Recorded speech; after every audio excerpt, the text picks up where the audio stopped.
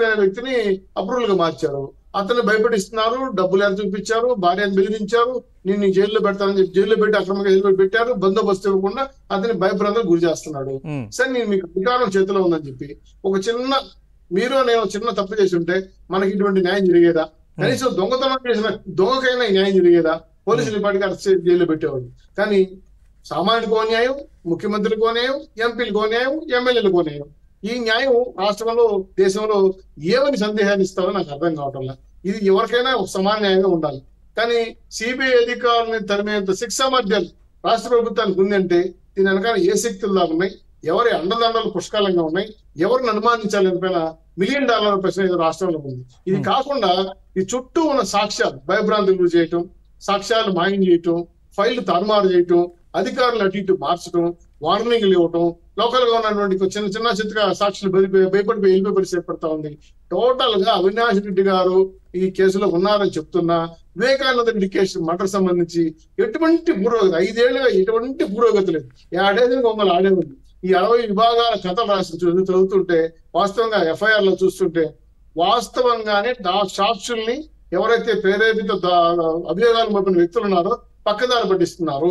ఒక ఆయన గుండె నొప్పి అంటాడు, ఇంకొక ఆయన ఆపరేషన్ అంటాడు, ఇంకొక ఆయన ఏజ్ అంటాడు, ఇంకొక ఆయన ఏదో నాకు అవైలబుల్ కాదు నేను లేని ఊర్లో అని చెప్తాడు, ఒక ఆయన నేను అదో ప్రచారానికి పోయినని చెప్తాడు. సార్ సొంత చిన్నాన్న ఒకప్పుడు ఎంపీ సీట్ నీకు త్యాగం చేసి ఇచ్చాడు. మీ నాన్నకి తమ్ముడు ప్లస్ మీరు మీ చెల్లెలు మీతో పాటు పెళ్లి చేసిన సునీతారెడ్డి గారు, మీ ఇద్దరు పెళ్లి ఒకేసారి ఒకే కళ్యాణ మండపంలో ఒకే పీట మీద రాజారెడ్డి గారు చేశారు. అది మాకందరికి తెలిసి పులివేందని. అటువంటి వ్యక్తి మీ చెల్లెలైన వ్యక్తి న్యాయం చేయమని అన్నా అని అడుగుతుంటే అన్నా నాకు న్యాయం చేయమంటే కాపాడాల్సిన వాడు కాడి పంపిస్తున్నాడు. దాంతో భయభ్రాంతి గురి ఇద్దరు చెల్లెలు తెలంగాణలో చేరుకున్నారు. కుటుంబ సభ్యులు ఆచరణలో పడాలు పెట్టుకొని పక్క రాష్ట్రాలు పారిపోతున్నారు. నువ్వు ఒంటరివాడు అయిపోయావు. చివరికి నేరగాళ్ళని కాపాడుకుంటూ నువ్వు నేరస్తుడిగా మారిపోయి ఈరోజు రాష్ట్రాన్ని నేరాంధ్రప్రదేశ్ గా మార్చిన ఘనత మా జగన్మోహన్ రెడ్డి గారు మామయ్య గారికి, కంస మామయ్య గారికి దక్కిన విషయాన్ని చాలా స్పష్టంగా కనబడతా ఉంది.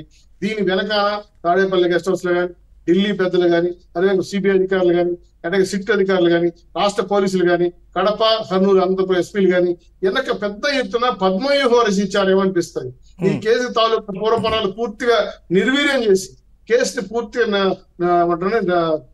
తెరమరు చేసే పరిస్థితి తీసుకొస్తున్నారు. దీంట్లో సునీత గారికి న్యాయం జరగలేకుండా ఎన్ని రకాలుగా అడ్డుపడాలో పడుతున్నారు.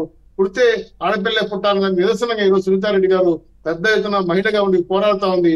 చివరికి ఆవినికి కూడా నీకు కూడా మీ నాన్నకైతే పడుతుందని చెప్పి ఈ మధ్యకాలంలో వార్నింగ్లు ఇచ్చారు పోలీసు. అయినా సరే మాట్లాడదాం. ఆవిడ కంప్లైంట్ కూడా చేశారు కదా, ప్రాణహాని ఉందంటూ కూడా. సో చివరిగా ఏంటంటే తెలుగుదేశం పార్టీ వారికి పూర్తిగా